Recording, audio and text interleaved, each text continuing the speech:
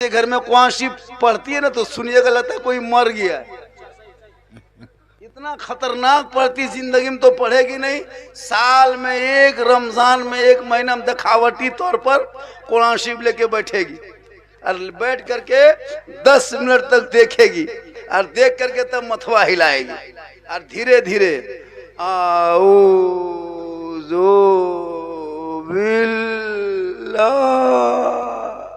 लगता है पूरा खानदान मर गया ऐसे घर में। पढ़ ही नहीं पाती है, लाख तो ठहले। हम बोले कौन पढ़ रही है? बोले हमारे घर में महिली पढ़ो, कहीं को मोरल की बोल मोरल नहीं हो लेकिन लागो में बैठ जाता। मतलब इतना खतरनाक पढ़ती है, सुनिएगा, क्योंकि पढ़ने ही नहीं जानती। कसो ने कम लटपट बैग पढ़ ले लो, अरे एकदम मत पूछ, बस पढ़ो लिख। अब इमाम साहब देखिएगा आपके जुम्मा में ऐलान करेंगे कि 1 बजे ईद की नमाज पढ़ना है, ऐलान करेंगे। रोजेदार सब अपने माथा नीचे करके चुपचाप बैठा ले। बेरोजेदार के बजे कल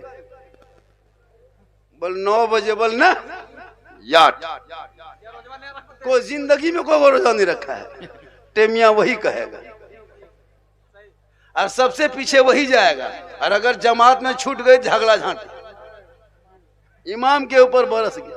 तब ने वो आदमी दौड़ते दौड़ते ईद में अगले साल पहुंचा, 1 रकत नमाज पढ़ा।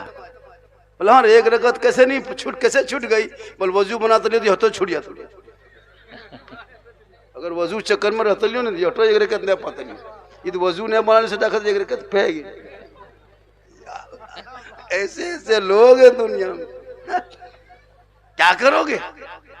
कुछ ऐसे नौजवान यहाँ खड़े हैं, बैठे हैं, रमजान में अभी तक ये लोग 1 नमाज नहीं पढ़ा हो। नमाज भी नहीं पढ़ता बहुत आदमी, रोजा छोड़ दिया, नमाज भी पढ़ने नहीं जाता सर।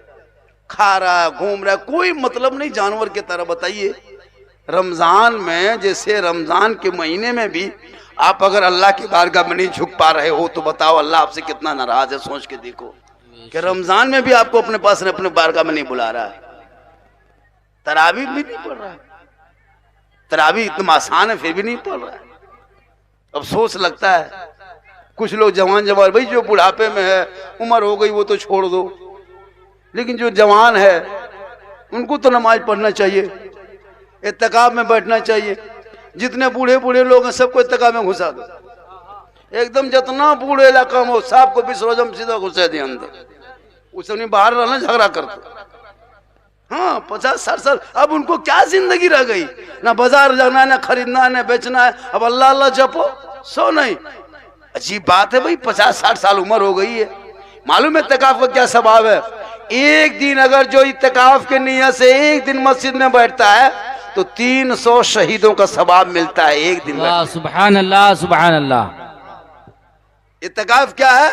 ये धरना है। औरतें भी इत्तिकाफ में बैठ सकती है, औरतें भी इत्तिकाफ में बैठ सकती, लेकिन मस्जिद में नहीं, वो अपने घर में बैठ सकती जहाँ वो नमाज पढ़ती। औरतें नमाज आज तक इत्तिकाफ में कहीं बैठी, बहुत जगह बैठती है, हम लोग गांव देहात में नहीं बैठती है। अगर ये लोग बैठ भी जाएगी ना तो बर्दाश्त नहीं, तो बाहर आ जाते। अगर ये लोग को बैठा दो कि तुम लोग को बैठा दो, और अगर दरवाजे में कहते हर एक माल याल हो, बड़ी सस्ता सामान दो, फर्क भर आ जाते हैं। जग पहले ले ले तब फिर बैठे और नहीं, क्योंकि इन लोग बर्दाश्त नहीं कर पाएगा। या तो अगर इत्तिकाफ में अगर किसी औरत को बैठा दो, जैसे 10 दिन किसी से बातचीत नहीं करेगी तो पहुंचेगी हमारा कोने में मर जाती, क्योंकि उसकी आदत है। तो उनको सुधारने के लिए आप अपनी बीवी को चाहे तो घर में बिठा सकते हैं। अल्लाह ने दौलत दी है। अब ककर मूड़ा पर बिछाते, कहाँ बिछा भी उठा बिछा नहीं गुरु मूड़े नहीं बिछे, जगन बिछाए टाइम तक तक कहाँ ली तो यार क्या। तब ने ईद में वो आदमी वो दामाद गया अपने ससुराल, तो सास उसके लाके लछा दे दिया, और लछवा दे करके सास चली गई चम्मच खोजने। जब तक चम्मच खोजने गई तब तो जब यहाँ लछवा हाथ इसके फुरू है।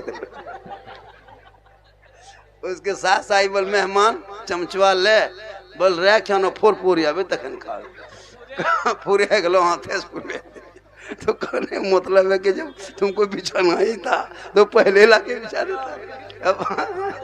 अब अगले साल बिछाएगा। पूरा मजमा मरतबा कहें सुभान अल्लाह।